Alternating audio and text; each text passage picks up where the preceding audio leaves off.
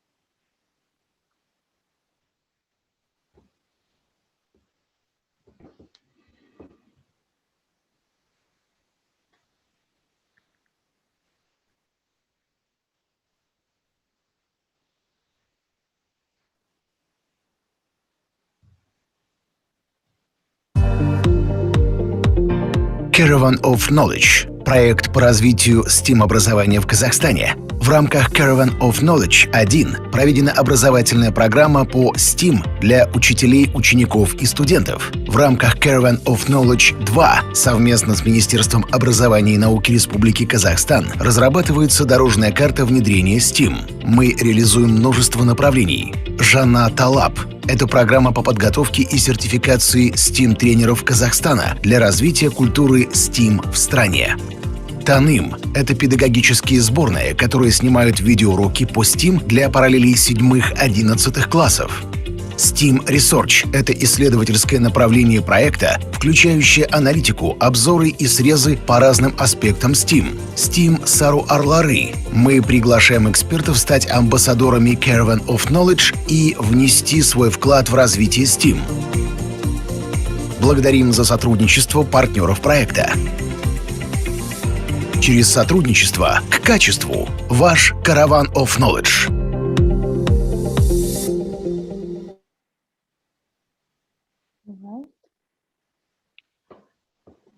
So I guess we can start, yeah. Okay. So dear participants, welcome to System Coordinate. So today we are welcoming our guest, founder and the president of the STEM Fellowship, Dr. Sacha. Dr. Sacha, he's also an editor-in-chief of the Canadian Science Publishing Open Access peer-reviewed STEM Fellowship Journal, as well as practicing educator piloting data at secondary school, Toronto.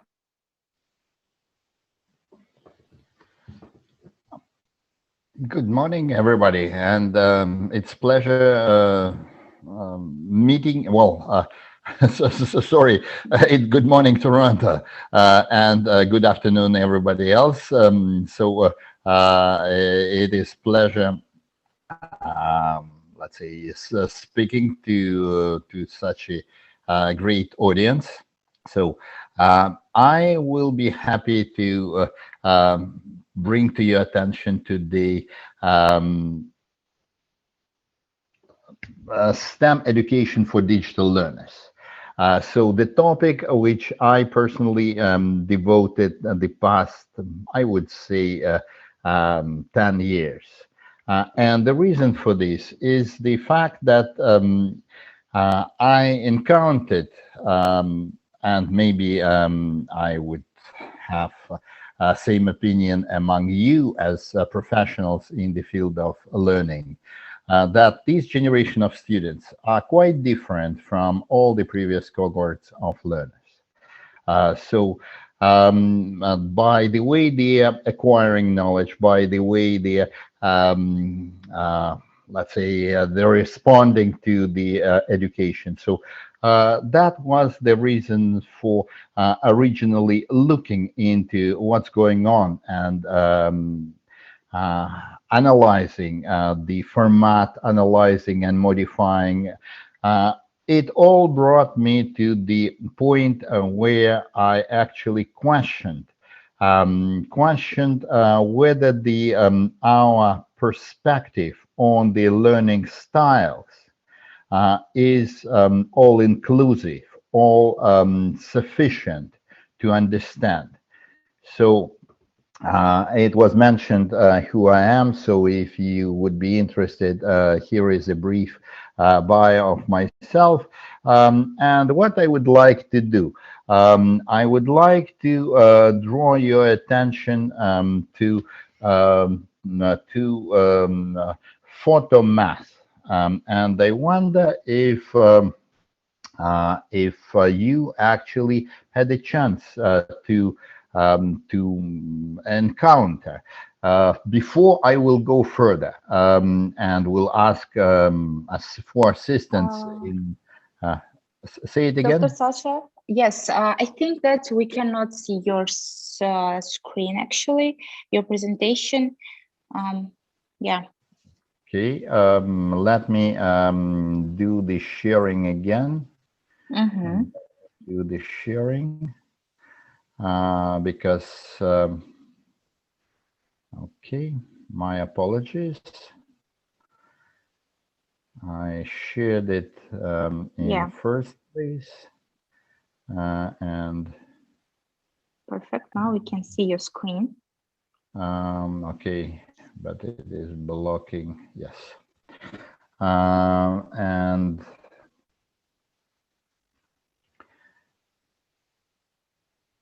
okay. Yeah, awesome. Yeah, thank you. Okay, so like I said, it was a question which puzzled me.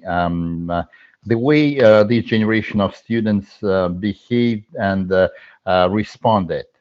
And we know that students, they are visual learners, they are audio learners. They are those who are acquiring most of their, let's say, knowledge, mostly through the exercises.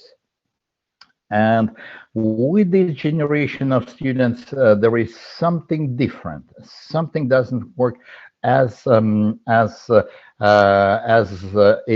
let's say, as it is expected.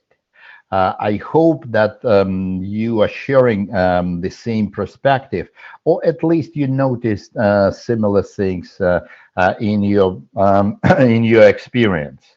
What I want to draw your attention to, I would like to show you, and maybe you're already familiar with the photo math. Photo math reads and solves mathematical problems instantly by using the camera of your mobile device. I will ask technical assistance for this moment to play the promo video of photo math. And then I will kind of would like to discuss it with you further. So let's, yeah. Learning any new subject can be challenging. For many students, that subject is math. Fortunately, PhotoMath is here to help. PhotoMath is a new app that not only solves complex math equations, but teaches you how to solve them yourself. It uses your phone's camera to scan the math equation. Within seconds, it spits out the answer. Tap the answer bar to reveal the step-by-step instructions on how to get the solution. Not only does PhotoMath tell you the answer, it shows its work as well. This week, PhotoMath released an update that recognizes handwriting. Previously, the app was only able to read printed text.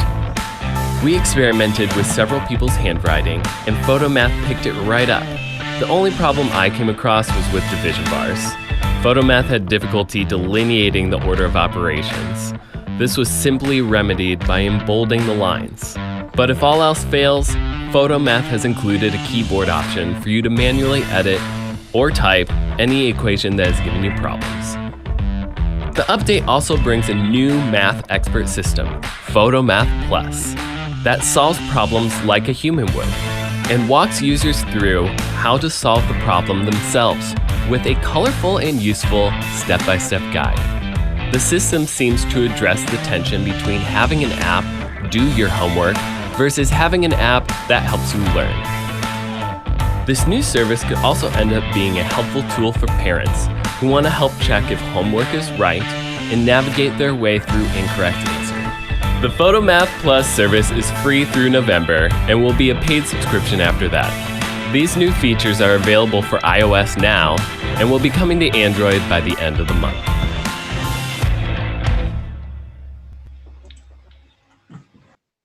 Okay, how do you like it? And I would like to see in the chat how many of you are actually familiar with the PhotoMath. Can you, let's say, raise your hands or put some kind of medium? Yes, that you heard about PhotoMath.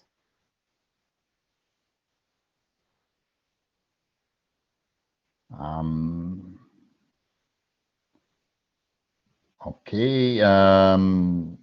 Okay, then I have another question. I don't see any reactions in the chat or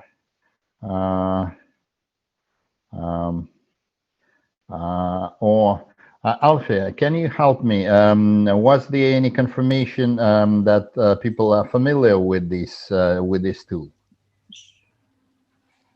Well, yes, we have participants that actually reacted in the chat box. Some of them already familiar with the system, some of them are not. Excellent. So I have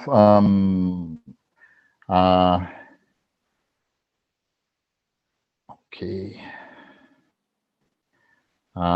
Yes, I have as you can see, yeah. Yeah. Like most of audience, they don't know actually, yeah, this. So and this is and here is my question to you.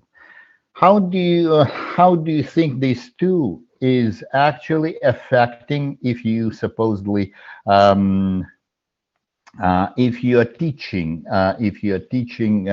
math, or actually if you're teaching any subject, and here is the tool like this, which is a disruption. If you heard this term, disruption, we learned this term first of all in relation to Uber, how it disrupted the taxi service. So this is an element which is clearly a disruption of education. And the reason I brought it here, because it is disruption, first of all, for students. So when you are presenting them with a classical step-by-step process and explanations, and then you're trying to evaluate their knowledge and provide them with assessments, you can't really expect to validate their knowledge anymore, because it is not clear whether it is PhotoMath knowledge or this is the knowledge of the student, and how solid, how independent is now the knowledge of the student from the application they are using. That is the critical element here. So it is now more than a question of the learning style. It is a question of education as a whole. And when we're talking about STEM, it is not only teaching physics and math and biology, which is extremely important, but actually it is a new teaching.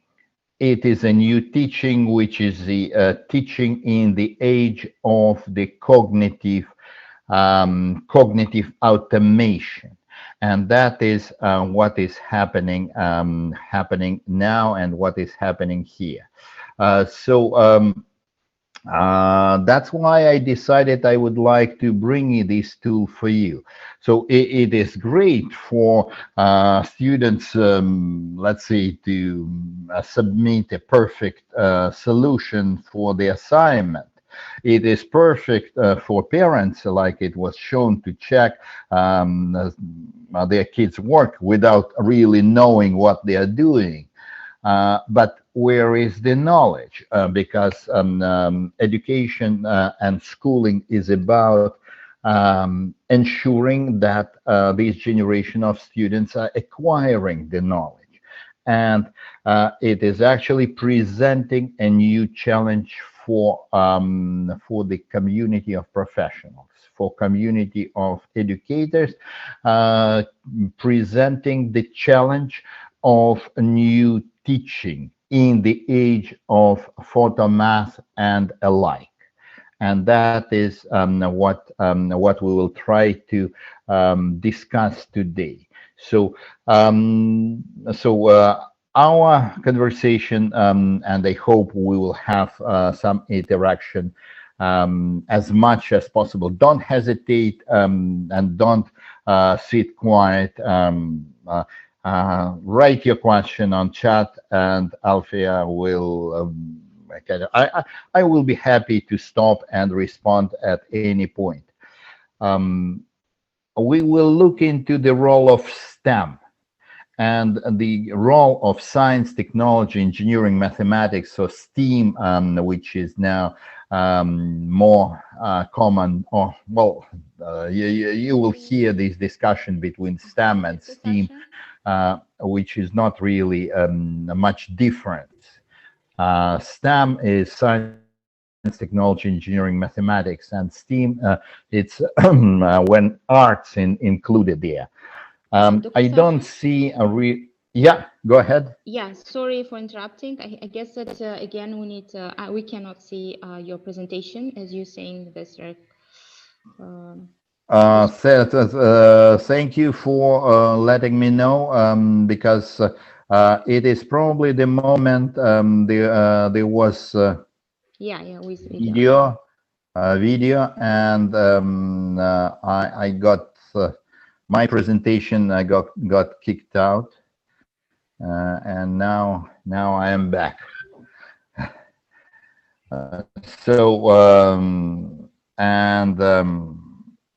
I want to show you again the disruptor, one of the disruptors, as a food for thought, because now teaching should be done with photomath in mind, because we're not only teaching our students, and like all of you, you always have student in mind, and thinking how this student is actually will be doing, how they acquiring the knowledge. How now you are looking at two, you're seeing a big, you should take into consideration a bigger picture. You should see your student and photomath together. And when you're developing your assignments, when you're developing your assessments, you see them together as a complex system. You see not just your student, but cognitive automation as part of the equation of this learning environment. So here is what we will be covering today. And like I said, we will go from STEM to online education, which became a big deal. At least here we had a very significant effect of COVID-19, and for the past 2 years, practically the past 2 years, depending on the provinces in Canada, some of them had practically all education online. Then we'll look into data native generation of students, as in more, we'll try to think what distinguish them as learners, and how, and continue the conversation about this equation of cognitive tools and students. And we'll try to fantasize at the end. We'll try to think about a new type of school.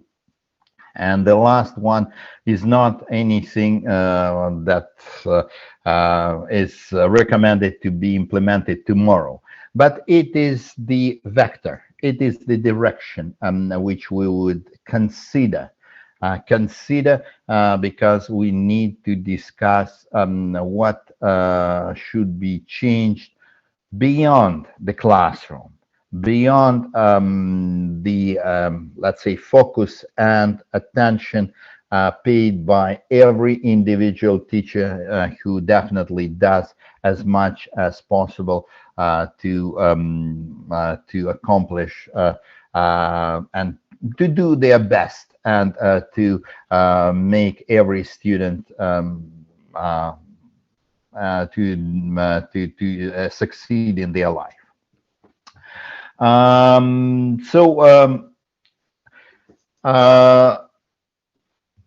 What is STEM? And I want you to look at the STEM from, due to our profession. We see STEM as subjects, core subjects which are absolutely critical for students' understanding of nature, students' understanding and ability to think. Everybody, when I'm challenged by students and saying that math, what is the purpose of studying math? I said, there is no other subject which is teaching logic. And that is interesting, that math, it is the common language of all the sciences. But let's look at what is happening beyond the school. That this pandemic situation presents not only the abundance of scientific and pseudoscientific information, but the urgency to understand and apply science skills. So you can't imagine, I'm saying you can't imagine. It wasn't possible to imagine only, let's say, 2 years ago, 3 years ago, that there will be so much scientific inquiries, scientific questions on Google as it happens now.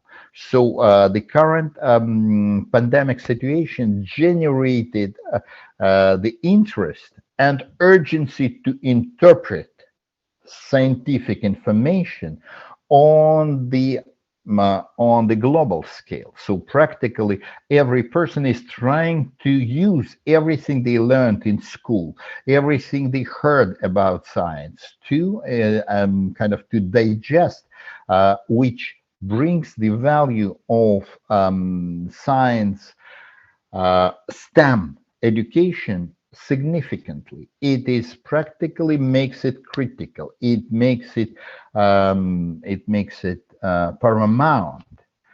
I know that this fact is, it's one thing when you're adult and you understand how important some things, and it is totally different to explain it to young people. But interpretation of this information became an everyday necessity of millions, created unprecedented participation of masses or in STEM discourse, conversation, and education. So practically, although youth is kind of isolated, or they have their own opinion, it percolates, it reaches young people, and young people also now look at the sciences with, sciences became cool. Not in the traditional, let's say, lab sense, but in the sense of being knowledgeable of what it means. So you will see that young people are actually paying attention to those who are blogging on the science topics, those who can explain things. You will see that Reddit and platforms alike are quite popular among young people. So that is what is new STEM. And this new STEM has a significant role for school. I believe some of, okay, let me see. It is, so science, technology, engineering, and mathematics cease to be a separate disciplines. This is another aspect of what is happening with science. It is integration of, you see, it is actually a bigger topic than integration. There is a significant gap, which is growing, unfortunately, between what we are teaching in school and what a science, how science exists, and what is STEM outside of the school. So school science, if you would think, and I understand that every teacher does its best and curriculum is updated, but the whole structure of teaching physics, teaching chemistry, teaching biology, teaching mathematics, maybe teaching programming, the whole these silos in education, it doesn't exist in real life. This silos approach was reasonable, let's say, in 20th century. Today's education is falling back to the reality. And I would like to ask once again for the video. And now I'm not going to make this mistake. After this video, I will share my screen again. So please play the video which we have, which I prepared, hopefully from the 4th minute.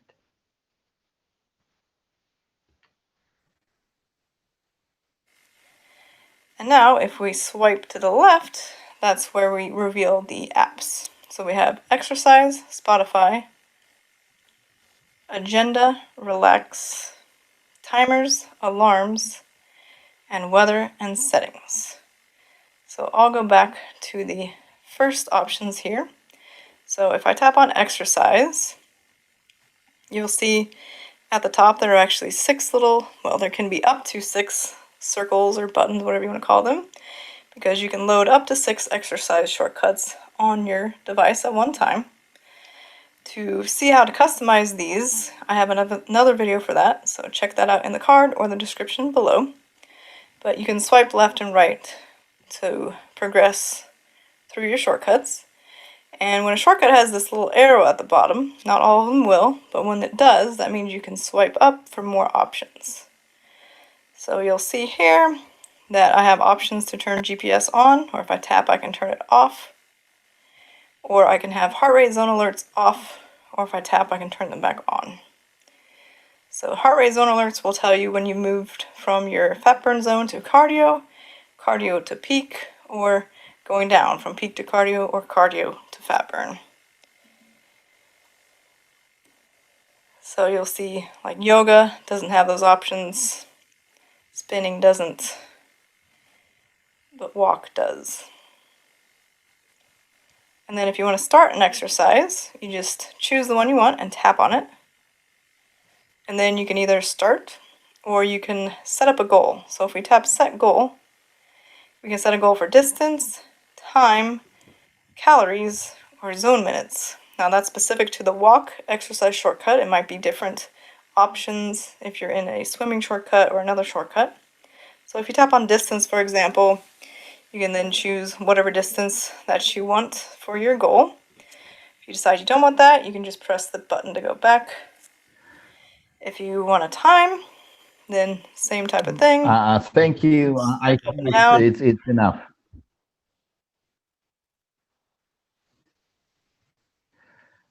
Okay. I'm sharing my screen. Yes, Dr. Sasha, I just kindly ask you, when you share your screen, just also turn on your video, like see you, because it's automatically turned off. I thought that, okay, is it okay now?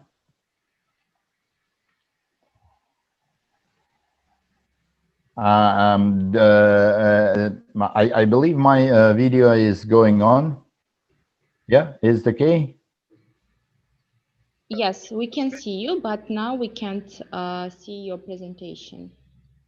Okay, I'm repeating the share and presenting. Okay, so the reason I believe you recognize Fitbit. I believe I believe that what you saw here, it is practically one of the thousands of examples of STEM education. STEM education which takes place above and beyond the school, outside of the school, and on the daily basis. And if you can tell me what it is it biology? Is it geography? What subject is this? It is actually truly STEM learning device. And this is what practically every student has in pocket.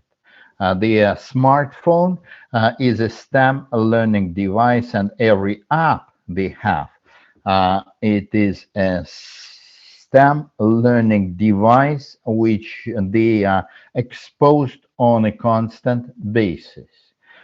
They are exposed and they are learning from it. They are learning from it, and then they are coming to class. They are coming to class, and then this is a totally different experience. They are used to have integrative. They used to have something which is practically part of the digital revolution. And then they are brought back in, well, every class. It's kind of a time machine, because it takes them at least 50 years back. Not always in the material which teachers do everything possible to bring as close to reality as they can, but in the way the subject structured, in the way they were developed to cater for industrial revolution, which was at the beginning of the 20th century.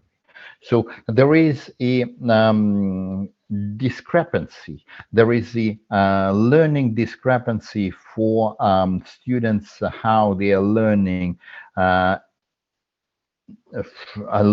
STEM.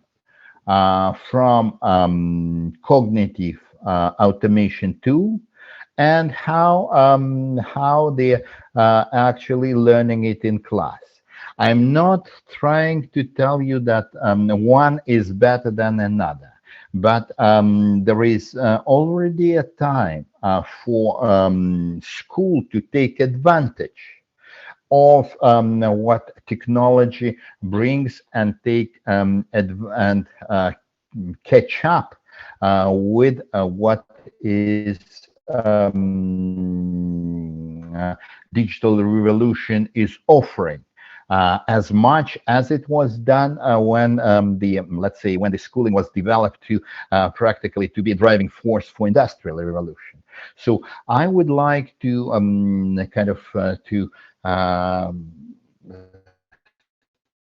trigger your thought and point you to the fact that proliferation of the cognitive computing tools and applications like Fitbit, like Grammarly, for those who are teaching English, they probably see how a Grammarly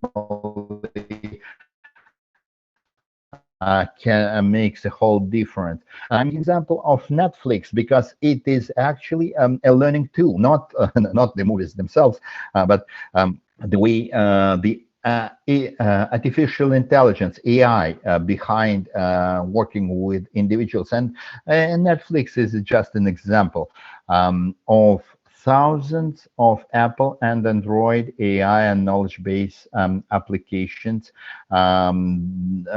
which lead to accelerated self-education.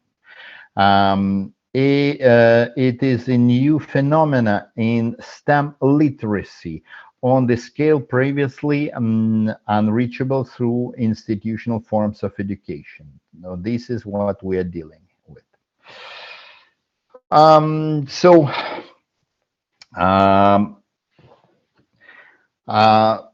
The gap is present both and when let's say when a traditional education is trying to catch up, when it is trying to let's say to bridge this gap, what is happening? First and let's say logical move it is to put the knowledge, is to put the education online. And I told you that we had a significant experience of using online for the past 2 years. Previously, it was a niche part of the education. Now it is mainstream, and let's say the pandemic situation actually had a positive impact on, well, it was absolutely stress to education system.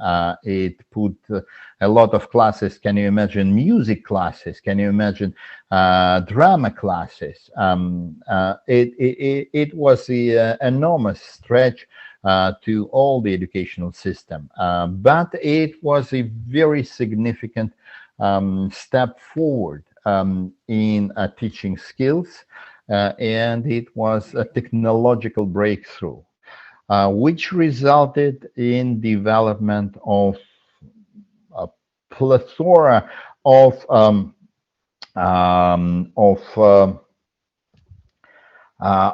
learning management systems.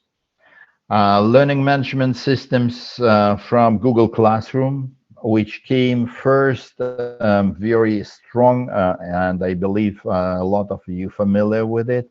Bright, yep. Yeah, I think it's the next slide. We stopped on facilitation and I know that it is, but I want to start it here. All right. Yeah, now we can see the different slides. Okay, thank you.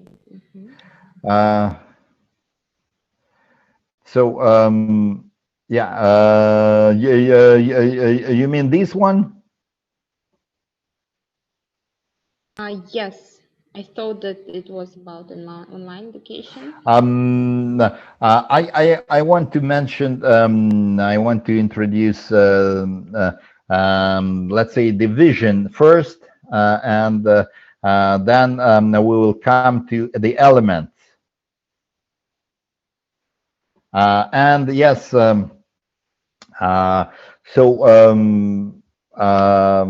and thank you, Alfie. It is, and I want actually, I want to hear the opinion.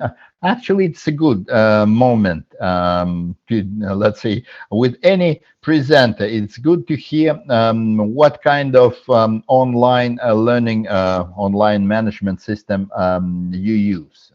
Can you please respond? And Alfia maybe can relate to me so I can get an idea.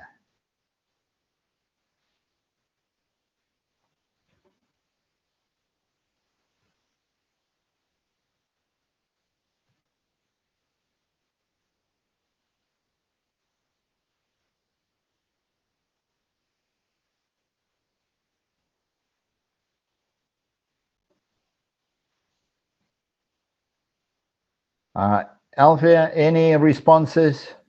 I don't want to. Not yet. Let's maybe they're texting someone. I don't know. So dear guests, you can chat in the chat box and write. I wonder if are you familiar with Google Classroom?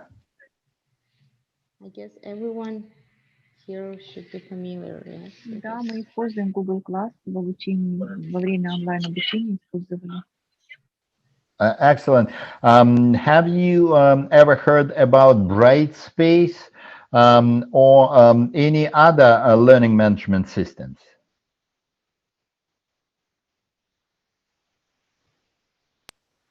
So there are a number of competing learning management systems, and I would say that there is actually a biggest challenge what learning management system present, and here is let's say here is what I want you to how I want you to think and look at these learning management systems.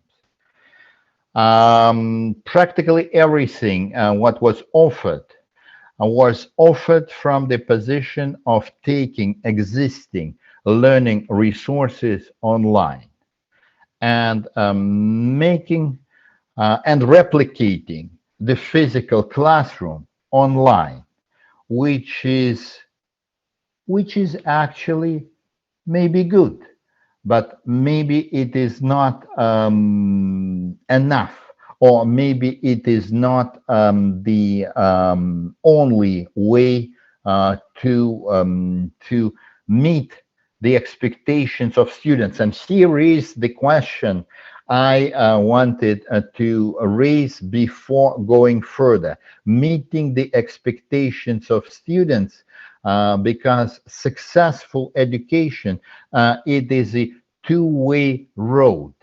And let's look at the learning management system and how it is working now, at least from my experience with. I am familiar with, I would say, 4 or 5 different learning management systems. Some of them corporate, so some of them more connected to certain curriculum. Some of them are more open to like Google Classroom for practically for universal use. And what is the biggest challenges of the learning management systems when you are delivering online education? I find classroom management. When it came to manage classes virtually, the traditional techniques of classroom management, starting even with attendance, kind of lost the sense, the idea of the attendance and the meaning of attendance virtually became, let's say, it is not the equivalent, it's not the same as in-person classroom. The classroom itself, it became obvious that the classroom has the power of education when you keep students within the physical classroom, when they keep them within the physical environment, learning environment. It has a very significant effect on the education. When you move them in front of the computer, it is a totally different, you are losing 90% of your magic. And that is what is happening with the classroom management. Then comes learning materials, textbooks, exercise, activities. The moment you're putting them online, we started with a photo math. It was one example, but online education is totally different nature of learning, is totally different exposure. So you, yes, there are ways how which are controlling the tab that students kind of could be monitored, that they are not leaving this particular window of the browser. It is also, first of all, it's artificial. Second of all, students figuring out how to bypass it. It is not really something which works well.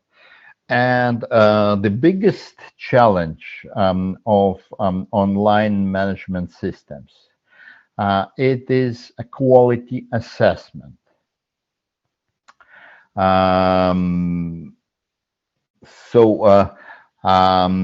moment you start assessing students, you can do a lot of automation. You can do quizzing. You can do automation of the questions, but the quality of assessment is going under, experiencing a significant erosion. And that is what is happening with online education, at least now. Again, I would like to hear, and maybe we can pause with my presentation at the moment. And I will try to hear some feedback from participants about their experience with learning management systems. I will, let me stop sharing.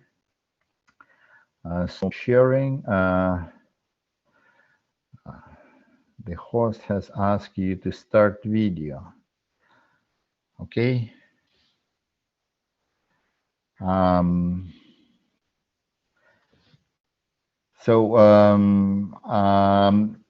Question to the audience.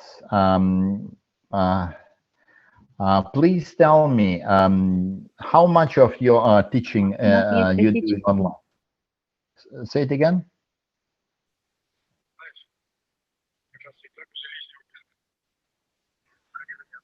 У нас есть казахстанская система, Кунделик, вот система управления обучением. Мы ей пользуемся. Также Google Class используем. И Билимал есть наша отечественная система.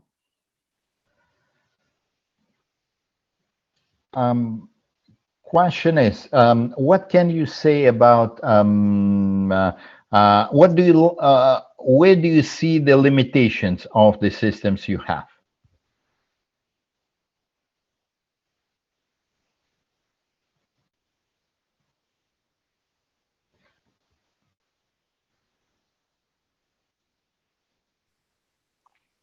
Ну, они все похожи, мы объясняем темы через прямой эфир, отсылаем детям задания, они выполняют, задания приходят к нам, мы оцениваем, даем комментарии, ставим оценки в журнал, комментарии ставим в журнал, то есть, в принципе, они все приблизительно одинаково работают. Но вот для меня, как для учителя, самая большая сложность – это отследить мышление ученика, то есть, конечно, тяжело вот в условиях физических, в условиях общения с учеником, лучше можно отследить, что происходит в его голове.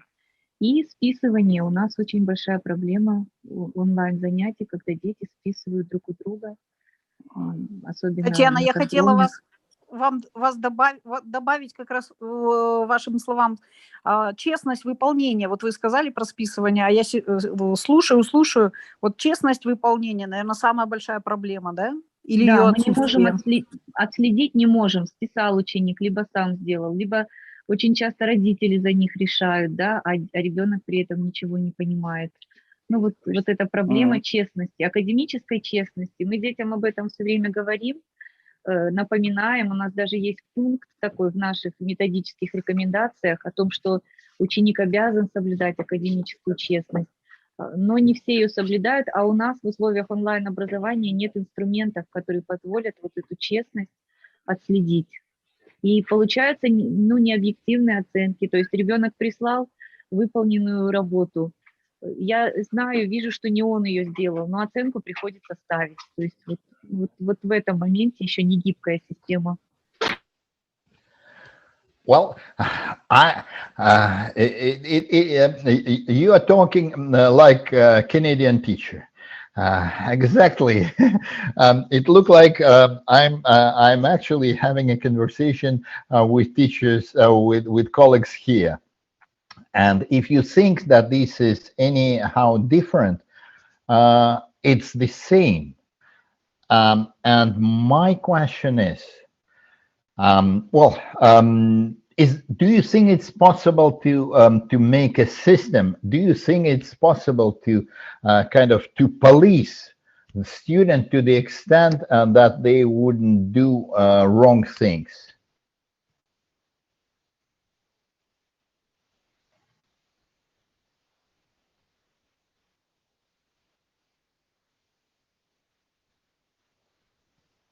I wonder if my question was translated.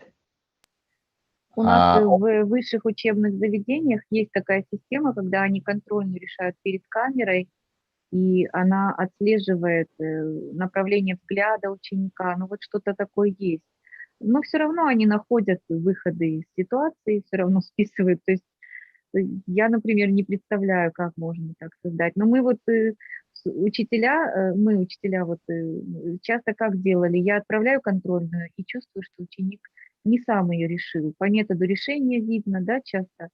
И затем я с ним выхожу в прямой эфир и задаю вопросы по этой контрольной работе. И тогда видно, как он отвечает на мои вопросы в реальном времени. Уже можно увидеть, соблюдал он честность или нет. Но это тоже тяжело вот каждого ученика вот так отследить. Опять это время учителя отнимает. You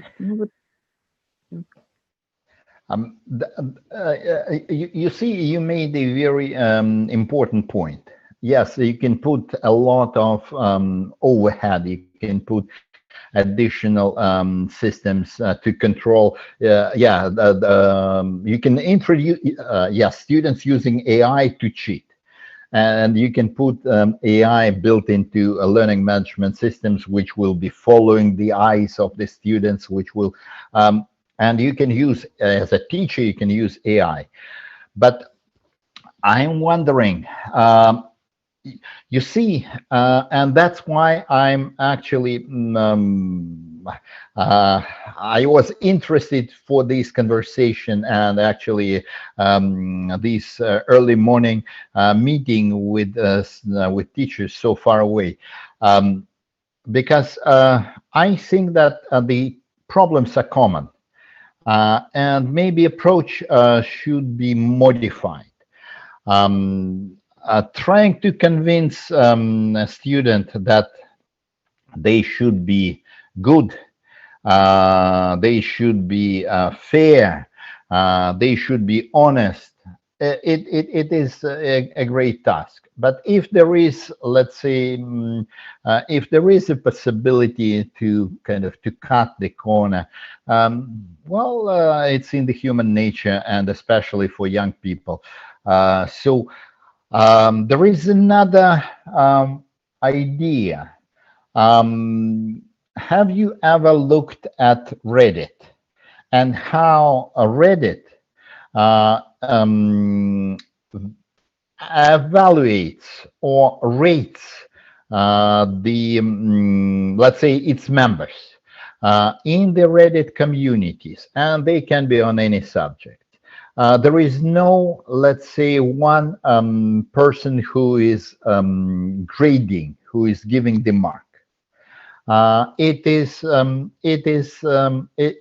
multiple opinions, and if your opinion is if what you said is of value, it kind of goes up. If you said something, it simply sinks and disappears. So it is not what I'm kind of leading to. I'm saying that traditional school had full responsibility on teacher and full pressure on teacher. That teacher is the only one who is responsible for moral, professional, and practically for everything, for all the student development aspects. Why not, let's say, get either new technology or even student community involved? It is called, well, here we call it peer evaluation. It is highly kind of regarded, but not really applied much. Well, it is usually elementary and middle school, but the critical element of STEM education, it is usually high school, and we are responsible as educators. We are responsible for success and competitiveness of this generation of graduates, and that's why it is so much pressure on teachers. So what do you think about, let's say, changing the nature of assessment?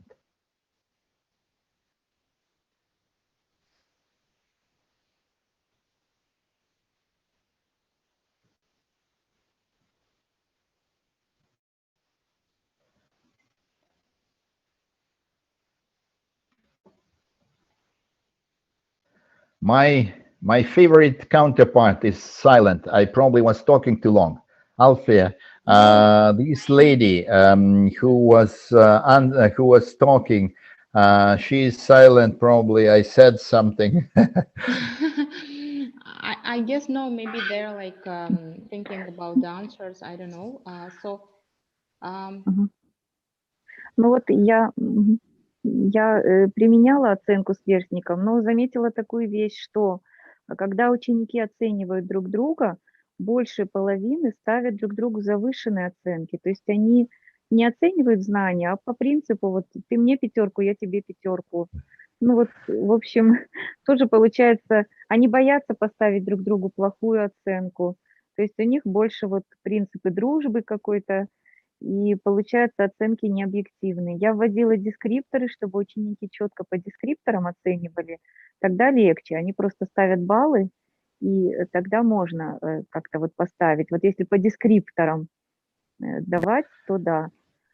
И самооценка, я заметила такую вещь, что сознательные ученики, которые хорошо знают материал, они часто занижают себе оценку, то есть у них завышенные требования к себе. Они себя оценивают часто даже ниже, чем я бы их оценила. А ученики, которые не очень сознательные, слабенькие, они почему-то часто завышают себе оценку. Ну, это мое личное вот такое наблюдение. при самооценке учеников? Maybe, again, the way to deal with this would be anonymous postings of the work, and then somehow, especially if let's say, if the work contributed can be really made entirely, let's say, look and so it can be traced to the easily traced to who actually generated to the I got the note here that I actually thought that I have another hour. And only got into into this. So having got the reminder from our highly respected moderator, I'm going back to the presentation, which the coming part is will be well, at least most interesting for me, but it will be I understand that it will be maybe too far away from the reality, and then we'll hopefully have time to continue this conversation and think how we can change maybe find some small changes and find solutions, because instead of, let's say, counteracting our students and let's say and playing the opposite team with students, I would like to bring the idea of us being on the same team and bringing them on the same team with us. Maybe it sounds like a slogan. Let's see what we can do. So I'm going back to the presentation, and we will have some conversation further. So let's share. I am sharing my screen, and I want to say thank you first of all to the educator who was most responsive, and there was another one who also joined these conversations, so that was so much appreciated.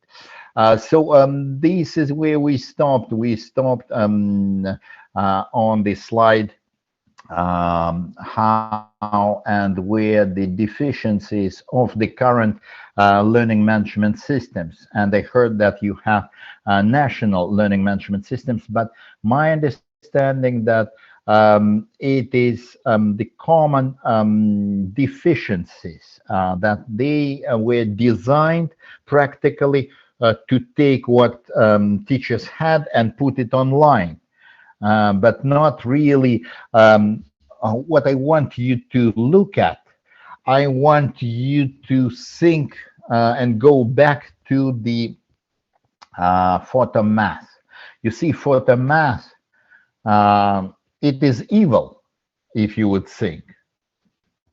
It is the way to kill the learning. Well, please take my words in quotes. So it is the way to speak to this generation of students. That is the critical point.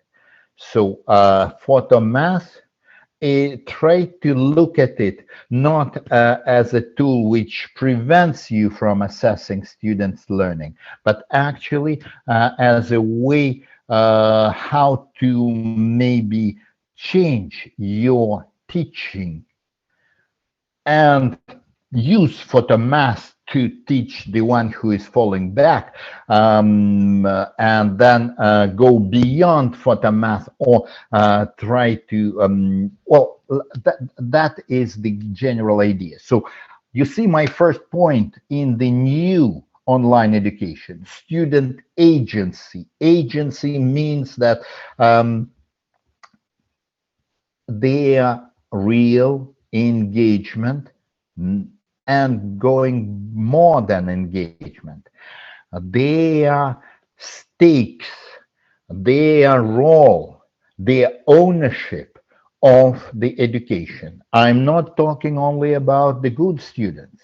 I'm talking about bad students who should have their own stakes in the education, who maybe should have some elements of, let's say, deciding what they are learning for the moment, but also have responsibility. If they said that they are learning this, yes, they are coming and showing that they actually acquired this knowledge.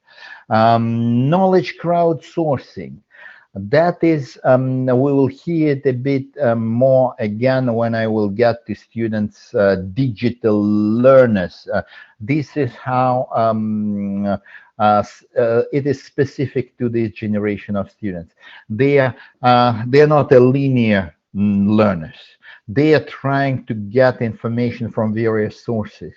They are kind of dumping everything together. And competitiveness and ratings. So instead of teacher being the only judge and being blamed and being responsible, let's think about competitiveness and ratings. Ratings which as, let's say, as objective, as third party as possible. And that is what should be. And here is the site which I want to show you. It is prototype website. I will open it and I will play with you. Okay.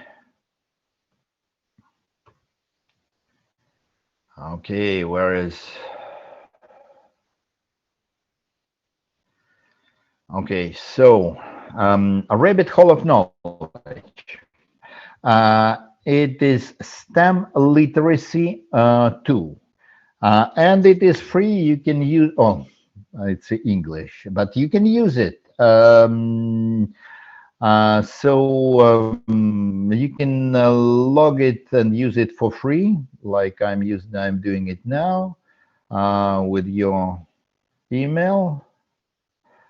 I hope you see I have educational email. I have.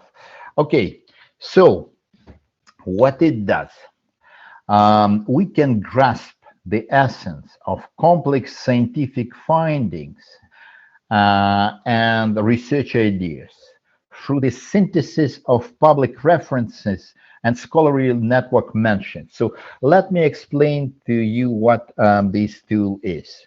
Are you familiar with Google? You probably using Google Scholar. This is a funny tool. It is a search engine. You put, let's say,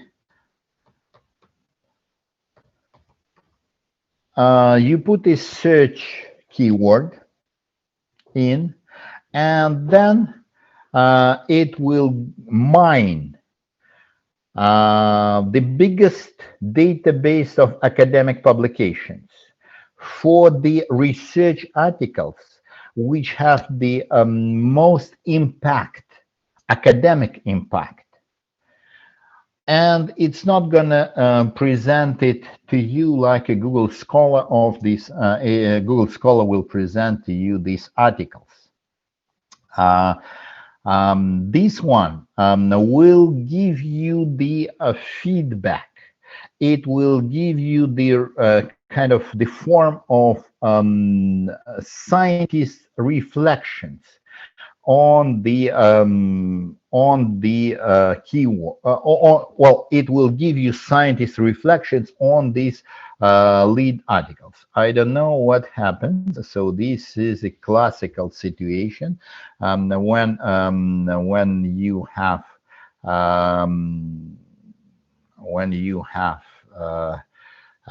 demonstrating something live.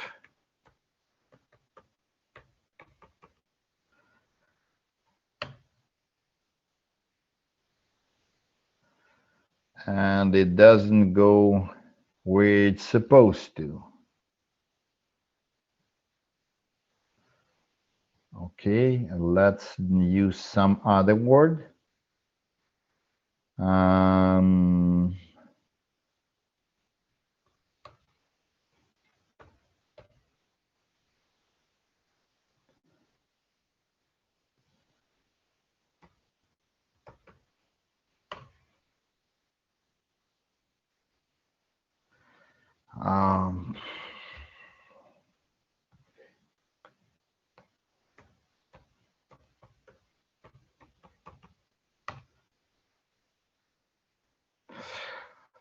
Okay, let me move back to the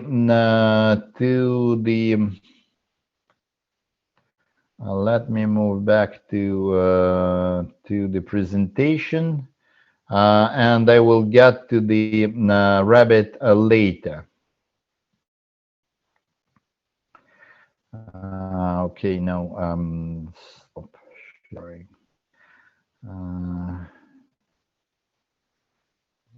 Okay.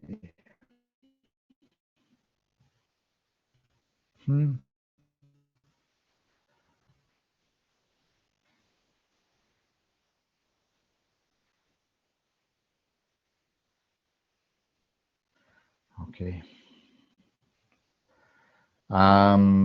This is okay.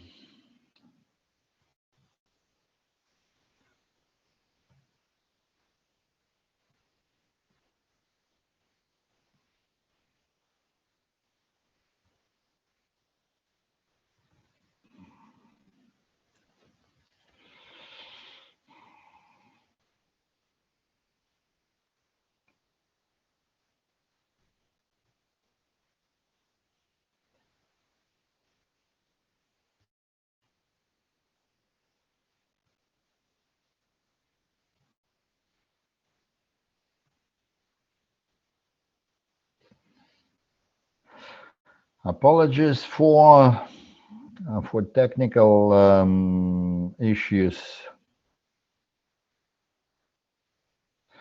Okay, so let's discuss. I will try to go back to the rabbit hole of knowledge because it is really interesting, because this tool was developed to meet the expectations of this generation of students, and practically was developed with the input to design it was designed around the style of inquiry, around the way how this data native generation is learning. So that is why why it is interesting. It is a beta version, so it is not a final product. I don't know what is happening with it, but I will get to it in a minute. So I would like you to think about your students. And I believe it is important. And I think that you're sharing the same position, that this is a strange generation of students.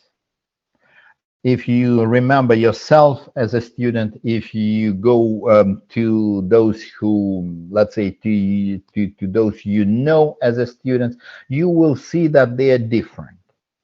It is the first cohort of students that gets more knowledge from electronic sources than in classroom. They trust virtual reality sometimes more than nature. So it is strange, but this you can't say that this is not good enough because this is how they are. So there is no different students. This is the students we have. They do more independent, student-driven learning than teacher-guided schooling in classroom. You see, when I was presenting to you feedback, when I was talking so long about all these cognitive, using these big words, cognitive automation tools, the only reason for this was actually to trigger your thinking and bring you to this particular item, to the fact that you are getting students with already pre-developed learning expectations and pre-developed learning style. So some of your bad students could be bad because they think they know better. And it is not ungrounded. In some sense, their position has certain merit and should be respected. It doesn't mean that they know better than what you teach in class. No. But on the scale of STEM knowledge of society, they could be quite literate and they could be quite verse. And this is something which need to be accounted and need to be reckoned with. So that is what is important. That's why these students need to be treated differently. I am asking you to work and maybe to modify your learning materials, your pedagogical approach. It is a lot of work, but it will be paid back. It will be definitely paid back by these students. So this is how we are teaching and still teaching. I am talking to you in this way. I am kind of taking advantage of you listening to me. And if it would be student audience, it will be totally a different story. It would be absolutely different level of attention. I can tell you, I'm dealing with students, and this is probably the advantage of Toronto. I'm dealing with students with background from Iran, from China, from very few from European countries, from Philippines, all over the world. And yes, so some second, third generation Canadians, Italians, and so. But they have something in common. They are digital learners, and we will get to this. So the overwhelming majority of in-person and online teaching is planned and executed in a form of instruction-led. And let me give you probably example which you would consider one of I would consider one of the best. And I see that I'm still sharing. I'm getting into, as you see, I'm getting into Khan Academy, one of the let's say most developed and highly rated learning materials, and we are looking at the algebra.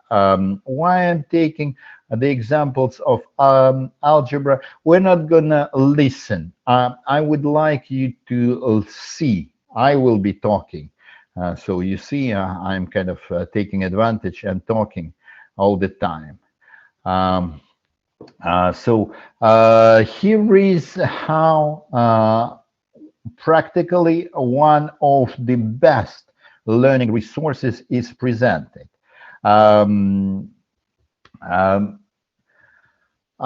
It is narration and the flow.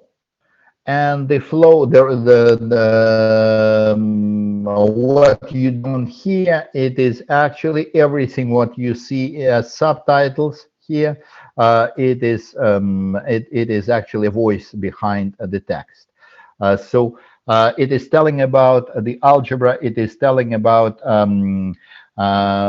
how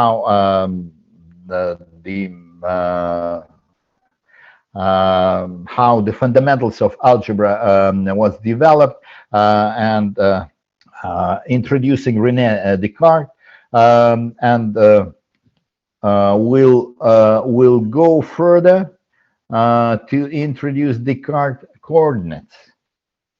So all great, but you see, along with the knowledge, there is a sequence and there is the flow which we as educators kind of imposing on students.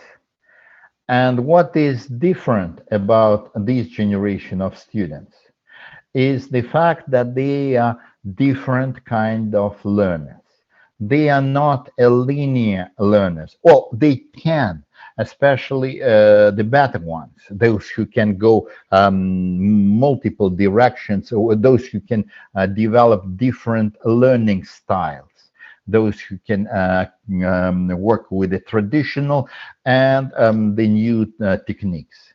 So I'm stopping this because I think that it is enough. I'm looking at my Reddit, and it is still stuck in finding articles.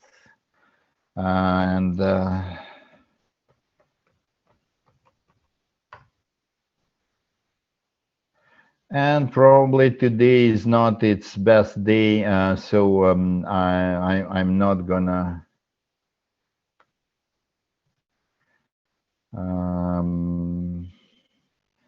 I need to go back and how to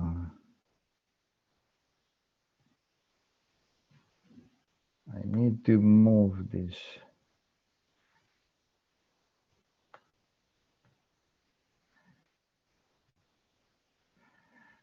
Okay.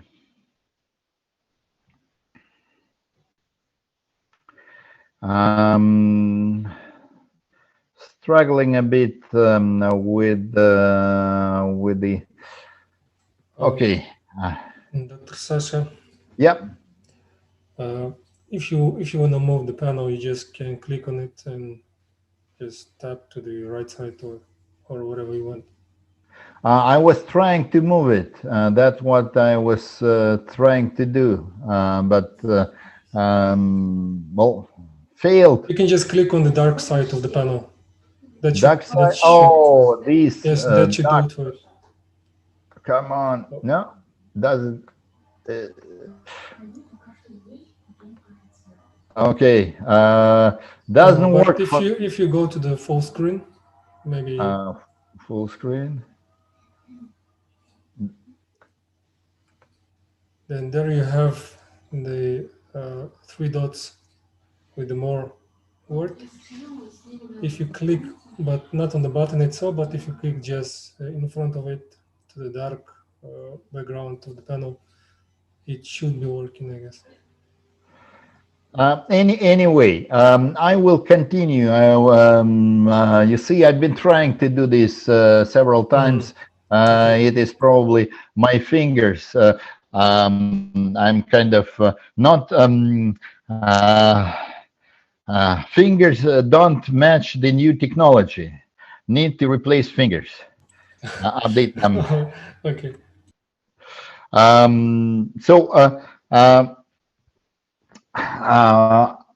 What I just showed you, you see, even Khan Academy. I don't know how much it is respected, but believe me, it is one of the best learning resources. and MBA professors. They all teach this model. We have material, we have teach instruction, we kind of input it on students, we look for assessment, we provide some feedback, and that is instructor-led teaching. And this is what we are dealing with. You see their smiley faces. They are smiling at us. That is the new generation of students. They are tapping into the answers. They have a group accelerated thinking. This is a very interesting phenomena. This generation of students, they can actually have a crowd knowledge. They can have a knowledge of the group, and it is it could look like somebody is really answering somebody else's questions, but for real, they are complementing each other. Social network sharing, we see sometimes things as cheating.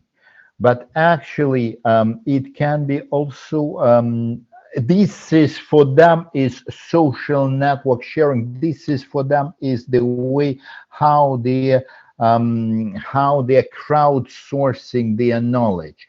They are learning this way. This is their nature. This is how they are dealing with Quora, Science Reddit, or papers we love. Well, these papers we love, it is mostly for programming geeks. They would be even going to scholarly journals, open access scholarly journals, and getting this information. And that's what I was trying to, well, I apologize for Rabbit. Today it's probably sitting in its hole and not wanting to get out. I don't know what is going on with it. It was working actually yesterday. I tested. The way this generation of students is learning is tapping into answers and accumulating information by association. So you see, instead of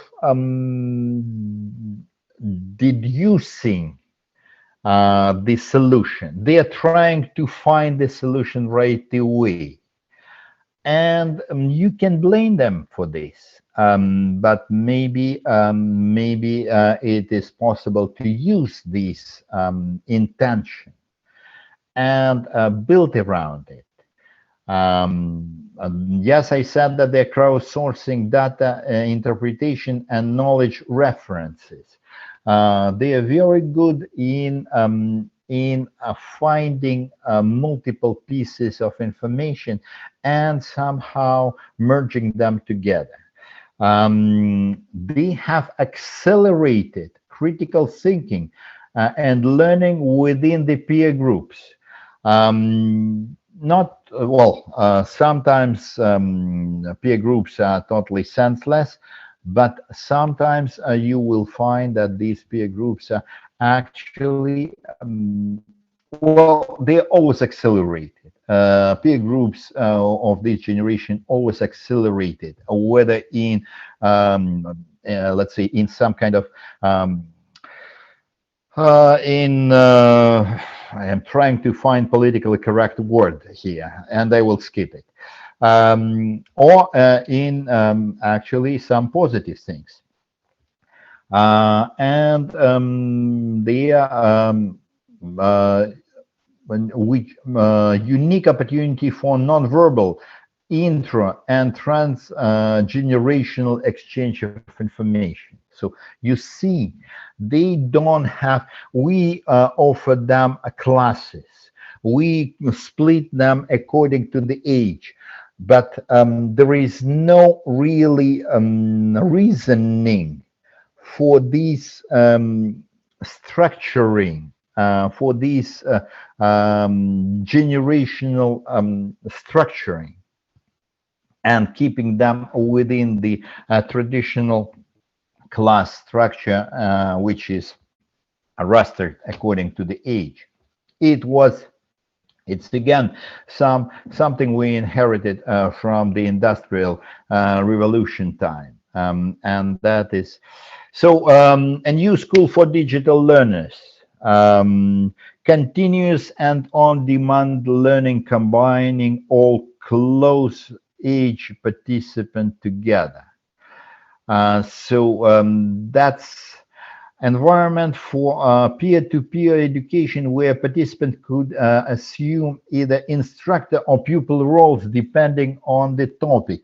So this is an opportunity for student agency, not really give them a, let's say, as an assignment, saying today, let's say, this student will be teaching the class. No, it should be it should be environment where they feel that they are peer learning, peer mentoring each other. A place free from activity timing or course commitments. This is a really big question, and maybe more than one question, because it is actually a question which goes beyond the classroom. It is a question which goes to the organizational structure of the school.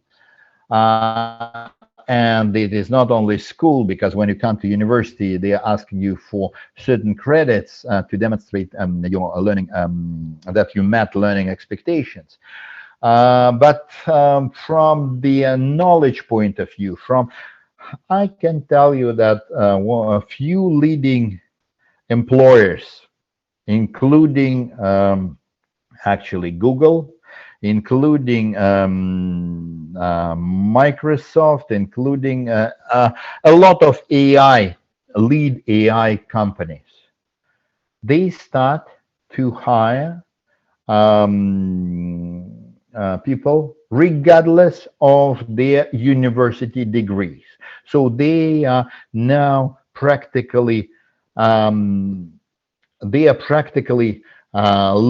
at the course structure. So they are industry, and they are saying the life and real STEM doesn't need these formal diplomas, doesn't need this formal. What it needs knowledge.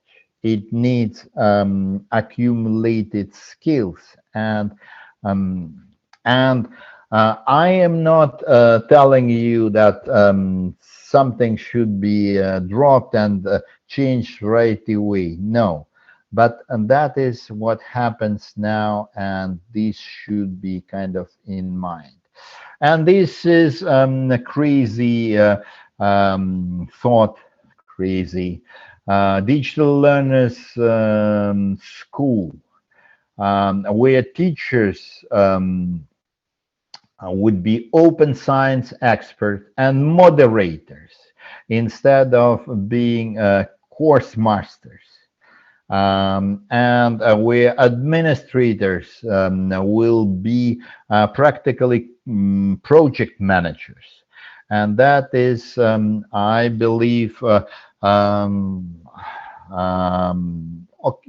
okay, I can talk more about it, but I remember Alfie's note, and I'm now at I'm already at 32 minutes.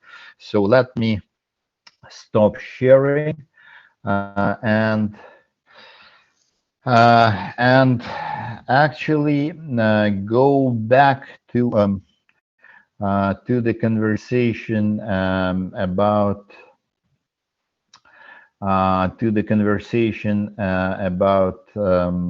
students, which I believe is most interesting conversation.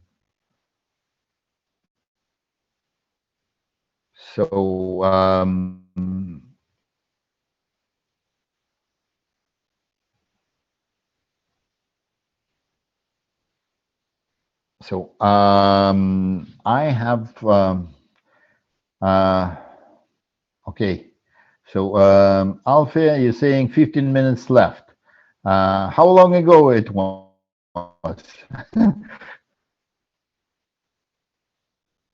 I mean that if there are some questions, so we can wait for it and then answer. And okay.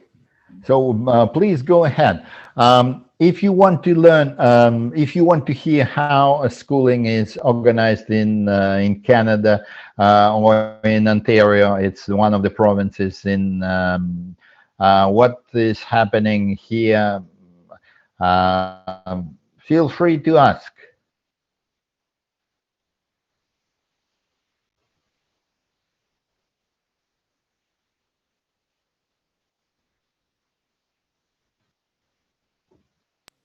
А можно узнать, как у вас организовано STEM-обучение? То есть вот у нас STEM-обучение не входит иногда не совпадает с госстандартом, то есть и поэтому у нас каждый учитель проявляет творчество, где-то вне уроков пишет с детьми проекты.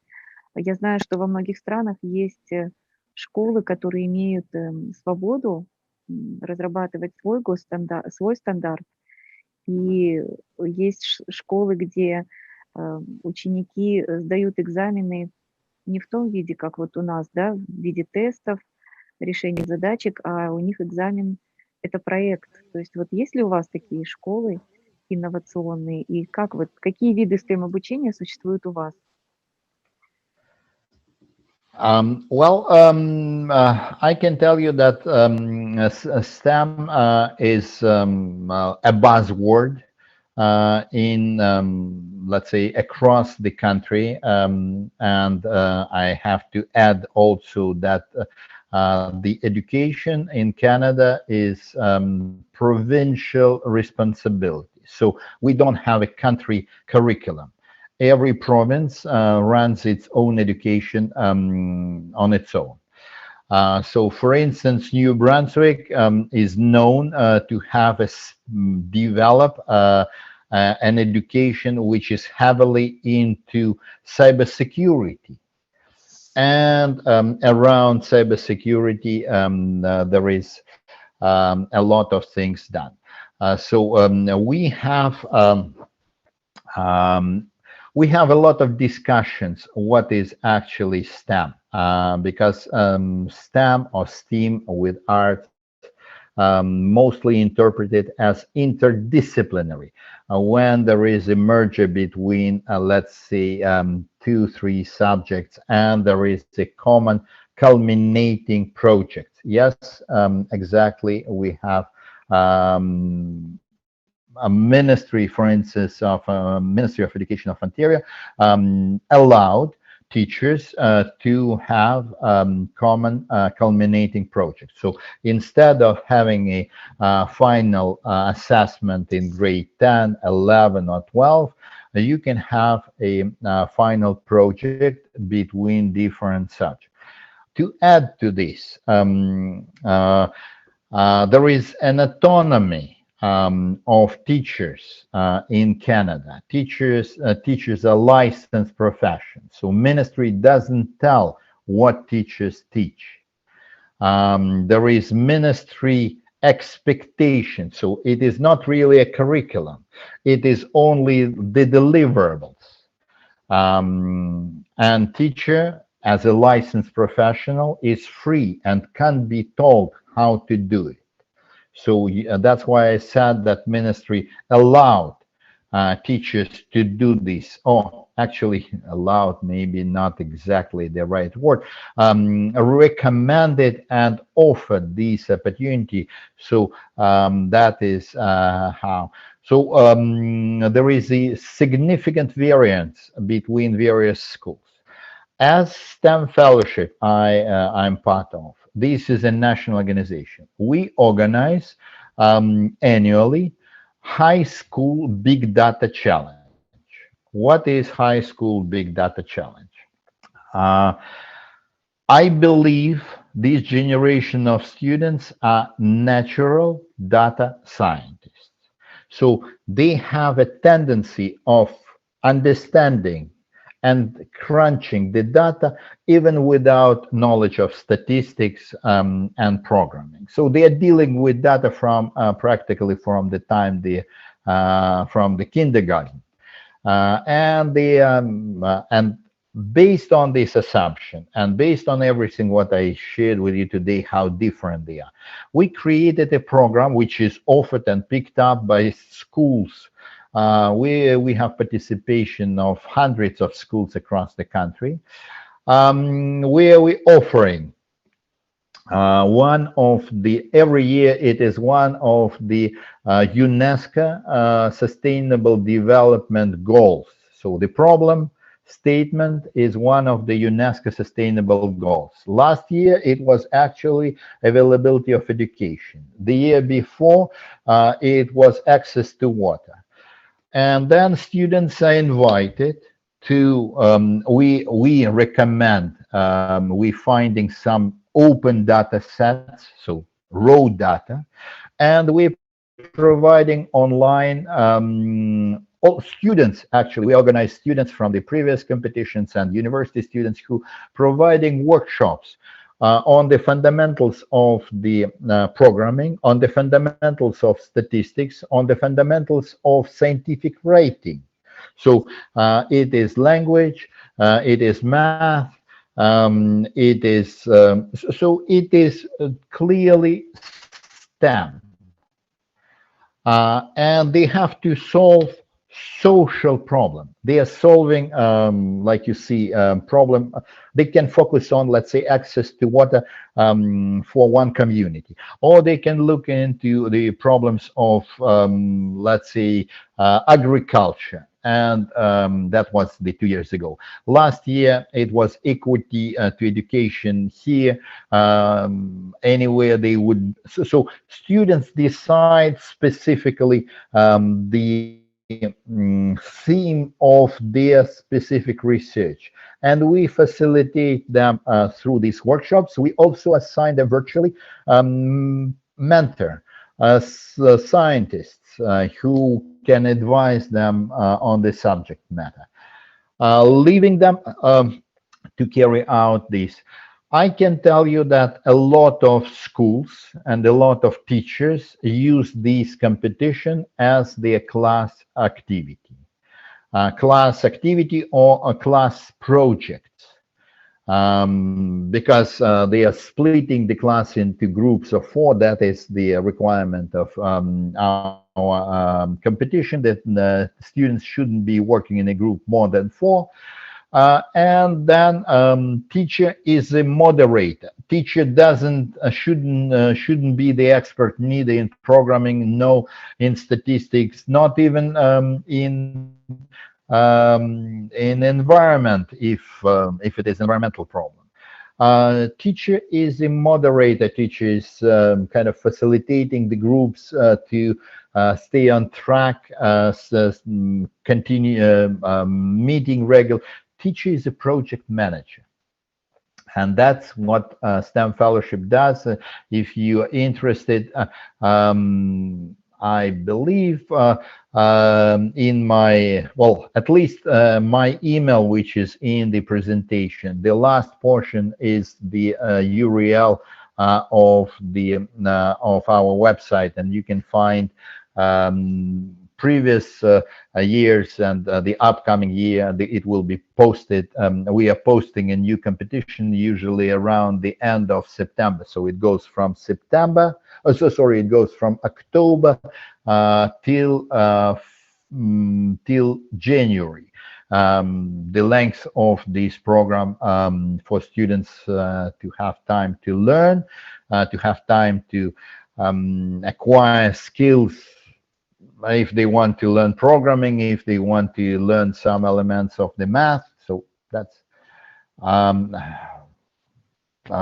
maybe it was a long answer. It's fine. Yeah, thank you for your answer.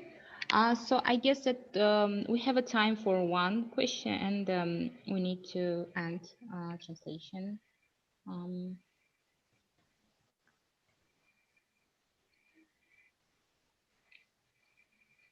So dear guests, if you have one more question, you're welcome to ask.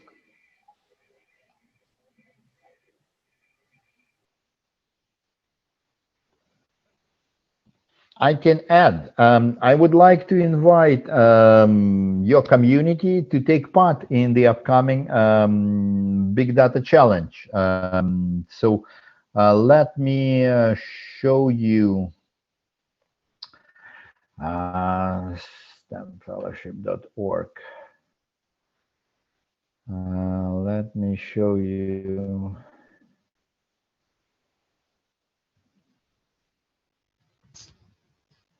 I'm loading the page, and then I will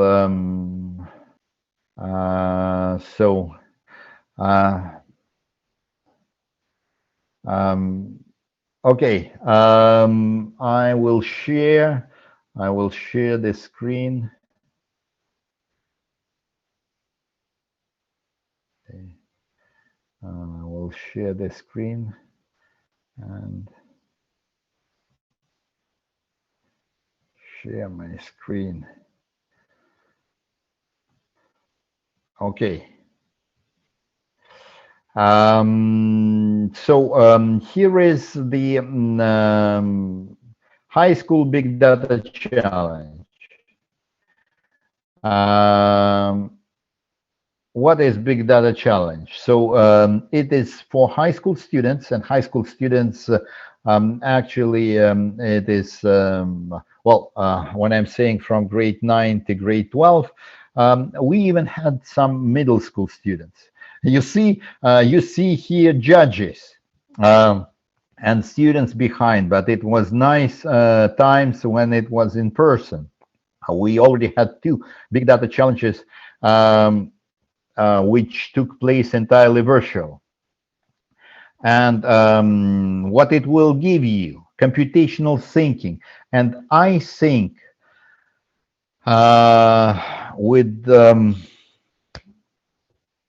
I understand that you're coming from different subjects, but I believe that this is a critical element of STEM. STEM, it is actually bringing computational thinking in all the subjects. Then comes design mindset, social intelligence, digital citizenship. So the 2 most important things of STEM education is computational thinking and digital citizenship. And here is the previous links to the previous. So you see, the links to big data in the city, big data, future of science, big data there, which is the Earth with the information from the satellites. So we've been doing big data challenges from 2015. So consider joining. It is fun.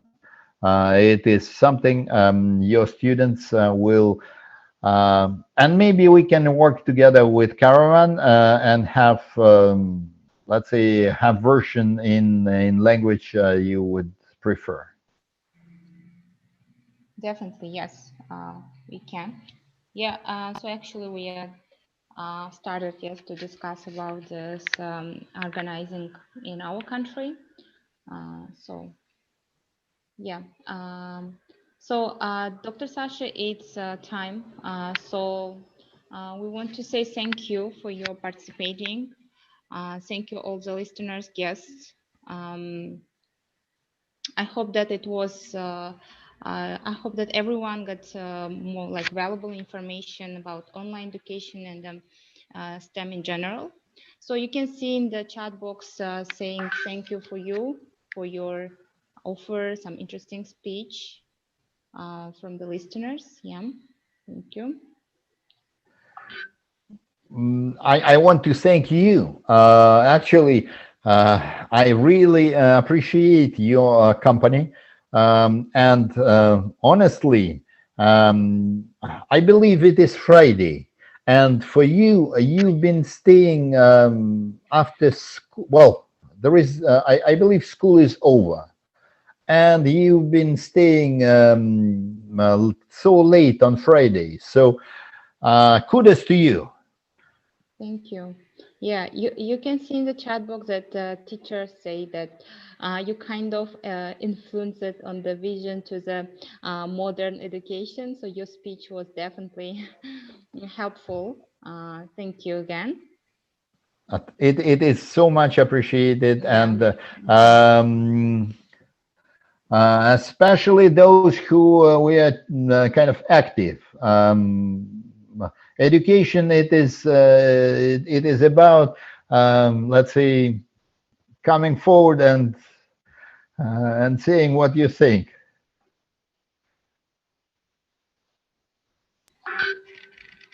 Yes. Okay. Yes. I want to thank organizers. I want to thank Caravan of Knowledge and sponsors for having this opportunity. It is much appreciated. Likewise.